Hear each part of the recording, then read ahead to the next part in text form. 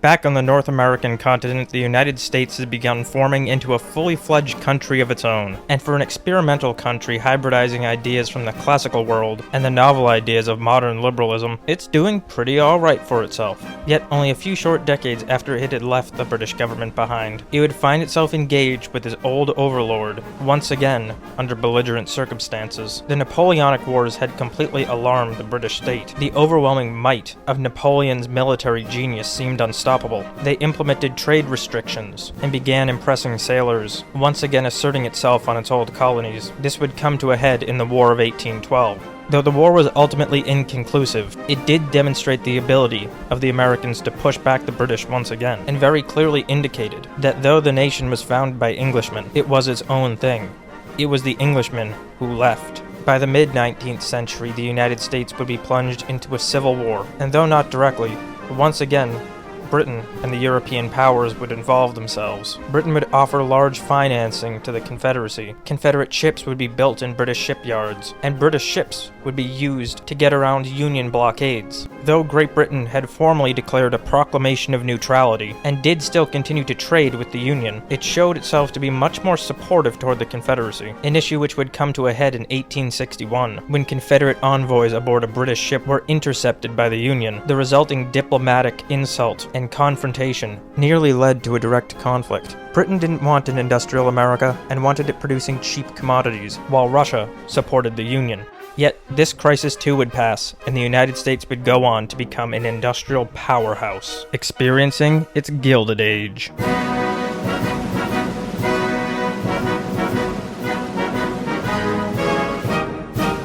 So, who were the men building America? Well, early on, as we saw before, many of the notable Dutch settlers of New York played a substantial role in the development of the early United States as financiers and merchants. The German-English Astor family, led by John Astor, would build an enormous commercial empire as a fur trader. Stephen Girard and the Girard family would rise to prominence as bankers, the Appleton family as early industrialists, and the Lawrences as textile manufacturers. Yet, as the United States would become an industrial nation, new money began to rise. The Vanderbilts, Rockefellers, Carnegies, and Westinghouses would build wealth on an order completely unimaginable to people who lived before, as America would create its own noble houses.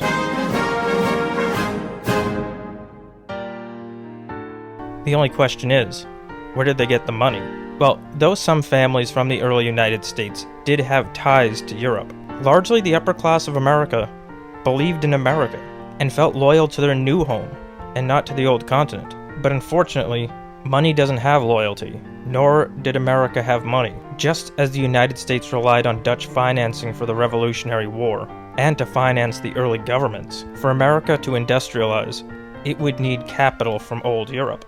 And Europe was happy to finance the rising America. Companies like the Dutch Hope & Co., the German Saal Oppenheim, and Mendelssohn & Co. all were a vital necessity for financing America's Industrial Revolution. And while the United States was enormously in debt to its European creditors, it turns out that its growth would be so spectacular that it was really profitable, and the equity returns would be greater than anyone could imagine. The United States Industrial Revolution was spectacular, building wealth on an order that had never been seen before. One fantastic example of this is the story of the Morgan family.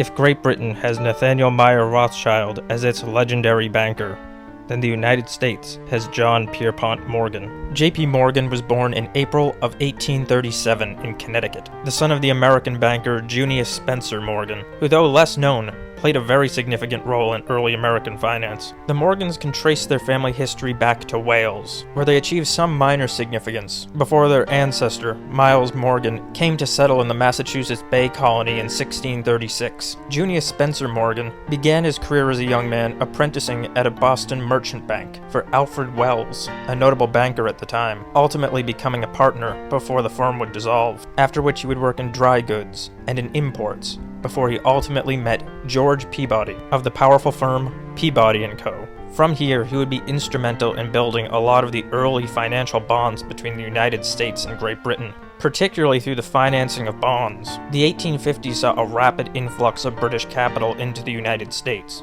and British and American firms began to mix with each other, sometimes having arms of the company in each other's countries. It was at Peabody that Junius Morgan would build powerful business ties, including one very powerful alliance with Francis M. Drexel of Drexel & Co. Shortly after beginning here, he would move to London, becoming an active player in the bond market, particularly in the financing of American railroad bonds in London. He would become head of the firm in 1859, though ultimately he would have to leave, after which he would start his own firm, J.S. Morgan & Co., which would keep many of these business relationships and become a very powerful firm in its own right. It would be around this time that he began to build a rivalry with the Rothschild banks and the Barings. As the American Civil War began, he was less reliant on Confederate agricultural goods than many of his London peers, which allowed him to take a dominant position in the marketing of Union bonds. It would also be around this time where his son, John Pierpont Morgan, would enter the scene.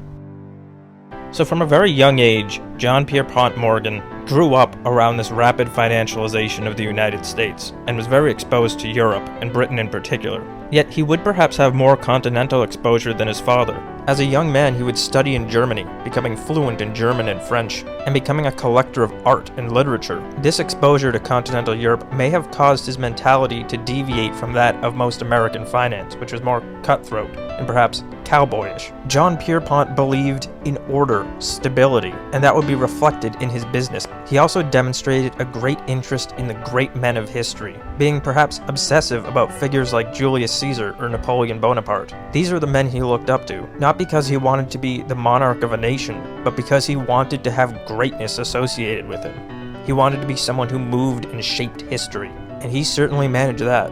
In 1856, he began working at his father's firm, the London-based George Peabody & Co., where he would work in the New York branch, before later moving to Duncan Sherman & Company. He had many fantastic opportunities, and this was largely because of the nature of WASP finance at the time. Banking was an extremely prestigious occupation, and one where trust and character were highly valued. Today, most finance is done with extensive contracts and a lot of lawyers, but back then, it was done primarily on handshake deals and required a lot of trust. Becoming a partner at one of these American firms was akin to becoming a peer back in Great Britain. It ennobled you, and these positions were closely guarded by the WASP upper class. As much as it was about finance and business, it was about honor, character, and legacy. Since the partners had their name on the building, protecting their name meant a whole lot more than money. Thus, with the importance that name had, John wanted his own business, forming J. Pierpont Morgan & Co. in 1861. Many of his business plans, however, were derailed by the Civil War. That would include trading in and financing cotton, and he moves heavily into the trading of Union bonds, as well as making investments in gold. The firm would come into some controversy during the Hall Carbine affair, where New York attorney Thaddeus Stevens would get a contract acquiring old Union rifles, repairing them, and selling them back to the Army. It was believed that he overcharged and underdelivered, thus taking advantage of the Army. J.P. Morgan was his financier, who made a large loan to Stevens. Yet, over the following decades, he would rise to prominence and build a phenomenal name for himself. In 1864, he would begin working with Anthony Drexel, forming Drexel Morgan & Co., where they would become enormous investors and financiers in American industrialization, particularly in railroad. After the death of his partner Anthony Drexel, Drexel Morgan & Company would be renamed to J.P. Morgan & Company.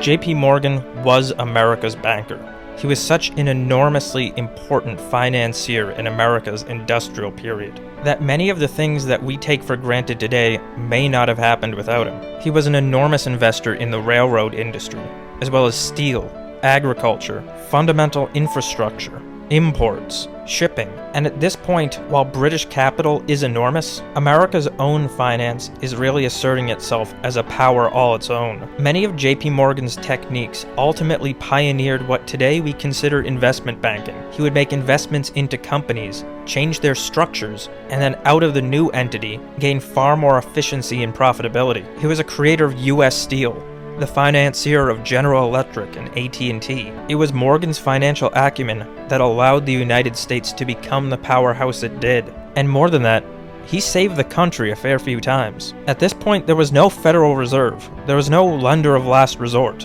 and there was no bailout. There was just J.P. Morgan. In 1893, there had been a lot of risky railroad speculation, and a lot of those investors found themselves at a massive loss, including substantial banks. Banks like Barings, which was one of the most powerful financial institutions in the world, found itself taking enormous losses from their investments. Many banks began failing, and the stock market was crashing. To make it worse, the United States Treasury was dangerously low on its gold reserves, and J.P. Morgan, through his large financial network, knew that there was about to be a claim hitting the Treasury. He went to visit the president, Grover Cleveland, showing up at the White House and saying, "I'm J.P. Morgan. I need to talk to the president," to which he was told the president was busy and that he couldn't meet with anyone. So J.P. Morgan said, "I'm J.P. Morgan, and I need to talk to the president." So he got to talk to the president. He offered that he and a syndicate of other United States banks would sell gold to the Treasury, allowing them to meet the claim. The president was highly reluctant at first. He didn't like the idea of one financier having that much control over the fate of the United States, but he had little option, and he went with Morgan's plan. But there were more issues than that. A number of banks and brokers were failing, and J.P. Morgan wanted to save them. He realized that while it may be beneficial to have some of your competitors go out of business, if too many financial institutions in the United States failed, that would undermine confidence so much, destroy so many counterparties, and lead to a badly damaged United States economy that would hurt everyone. So he gathered a number of America's most prominent financiers in his house and pitched his idea that they would band together to provide capital to save these brokers from going out of business. The financiers refused. They didn't want to use any of their own money to bail out competitors. Let them fail. But J.P. Morgan had a much bigger picture view and wanted to save America's financial system and America itself. Up to this point, this is the worst financial crisis in the history of the United States. Yet, the other financiers wanted no part of it. So J.P. Morgan simply asked that they think about it and gave them time to do so. He left the room where they were sitting and he went to go sit alone and play solitaire. Yet, shortly into deliberation, the financiers discovered that J.P. Morgan had locked the doors. They were trapped in his house, and they would remain trapped for the entire night. The next morning, J.P. Morgan would return. He would place a document down before them, with terms of his plan written on it, saying simply, "Sign it," and then left. They did, and the country averted catastrophe. Once again, in 1907, another dangerously catastrophic financial crisis would hit.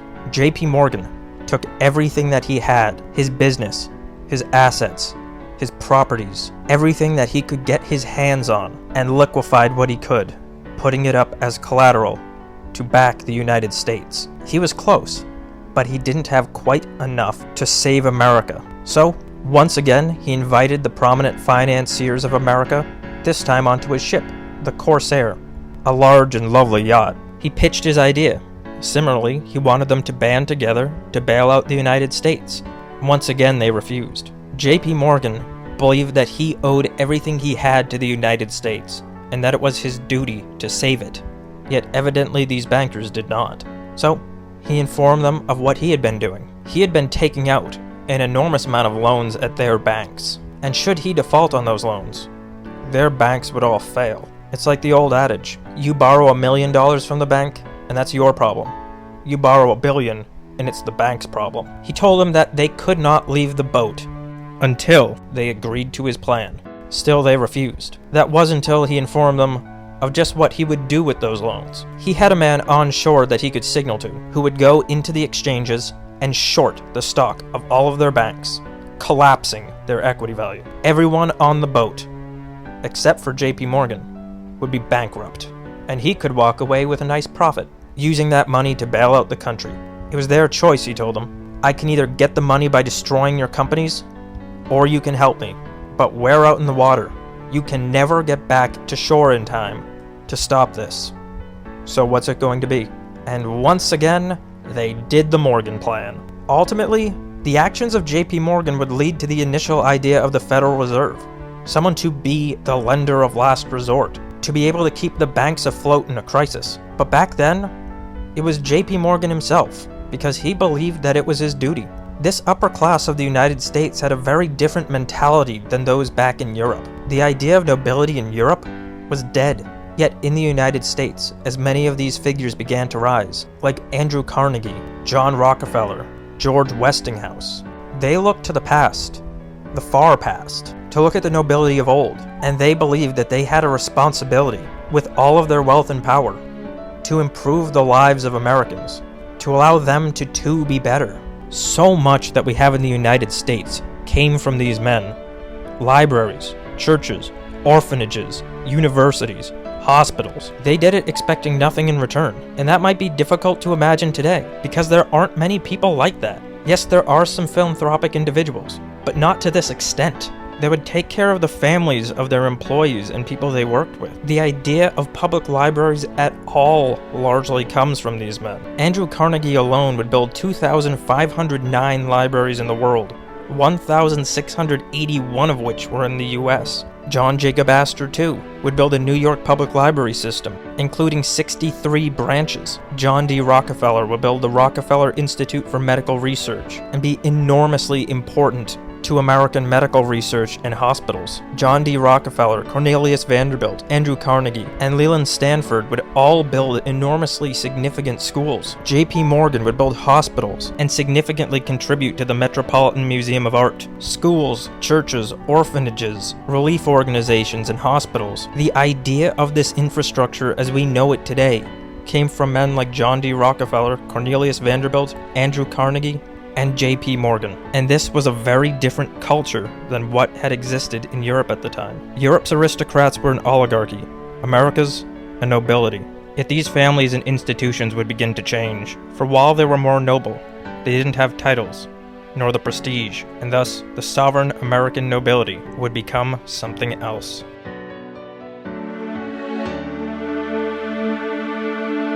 There's a term that began to become quite popular in the late 19th century: dollar princess. As American families would rise to such wealth and prosperity, the British took notice, both the decaying nobility and the powerful financial class, and the families of the new and old worlds would begin to merge with each other. Cash-strapped aristocrats of Britain would enter into marriages with wealthy Americans. That way the Americans could get the prestige and title, while the British would be able to get the money. Meanwhile, because London was the most powerful financial hub in the world, and the British Empire the most dominant force on the planet, these were the world's most powerful families. And as American families began to rise to become peers to them, they would start seeking each other out for marriage. And keep in mind that at this point, many of Britain's peers had already merged with the powerful financial class. The German Rothschild family was now a family of English lords. What remained of the old nobility of Britain had largely been folded into this new class, or had been otherwise dominated by them, and thus the distinction between the American and British aristocracies would begin to become blurred, and in many cases, they'd be the same family. Families like the powerful Astor family, who were once the largest real estate owners in New York, intermarried with the Van Allen, Roosevelt, Wilson, Langhorne, and Churchill families. The Churchill family of the Duke of Marlborough. On their own, they would be created the Viscount and Barons Astor, making the Astors directly a family of British lords. The Vanderbilts as well would intermarry with the Spencer Churchills, as well as the Sloanes, Webbs, Burdens, and Coopers, the last of which was not a prominent family, but did lead to a quite notable TV presenter of today. Another family to intermarry with the Churchills would be the Jerome family, Jenny Jerome ultimately being the mother of Winston Churchill. The Drexels of Drexel Morgan & Co., as well as many other notable American institutions, would intermarry with the Earl of Winchelsea and Nottingham, as well as the Baron Deasy's. The Duke of Wellington's own brother would marry an American woman. Same with the Duke of Leeds, Baron Stafford, Baron Fermoy, whose great-granddaughter would be Princess Diana, married with the American Work family. This list would be far too extensive if I were to list all of them. But needless to say, at least to a large degree, these all became one big family. And in America they became more interconnected. The DuPonts related to the Biddle, Roosevelt, Duke, and Astor families, the Livingstons with the Scholars, Van Rensselaers, Beekmans, Van Cortlandts, Roosevelts, Fish, Astors, and Bushes. There have been plenty of prominent 20th century political figures who come from this network of families, including both the Bushes and the Cheneys, who were once the largest silk producers in the United States. As the 19th rolled into the 20th century, so much of the American ruling class became indistinguishable from the British imperial class. And if those families are the empire, then the American ruling families are the empire. If those financial institutions are the empire, then so are the American financial institutions. If that money, that infrastructure, and that power is the British Empire, then so is America's. Slowly, the distinction began to fade away. with only one large piece remaining to be seen: whether America's foreign policy would be the policy of the British Empire.